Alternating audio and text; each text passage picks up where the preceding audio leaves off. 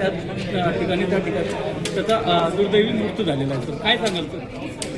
ही अत्यंत दुर्दैवी घटना आहे. पण माझ्या निदर्शनास आम्ही दिली आहे. अनधिकृत बांधकाम रोखण्याबाबत आमच्या स्पष्ट सूचना आहेत.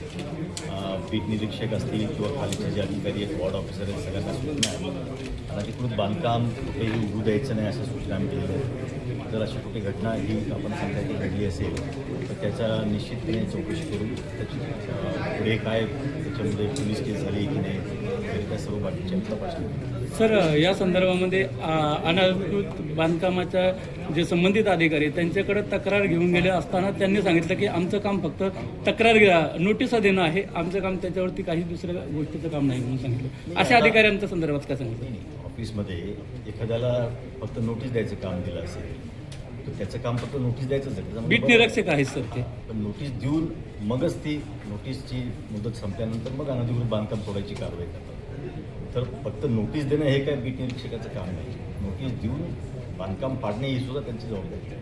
अनेक घटना अशा घडलेल्या सर. त्यात वाल्हेकरवाडीमध्ये तिसरी घटना आहे सर. अशी आधी अनधिकृत बांधकामाला हे अभय देण्याचं काम हे महानगरपालिकेचा अतिक्रमण विभागाचे अधिकारी करतात.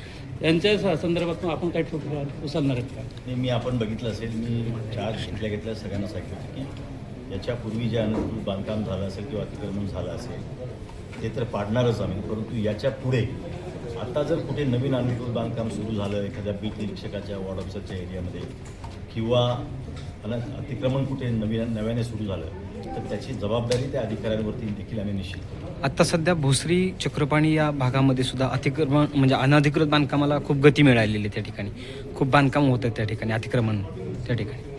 त्याचं काय?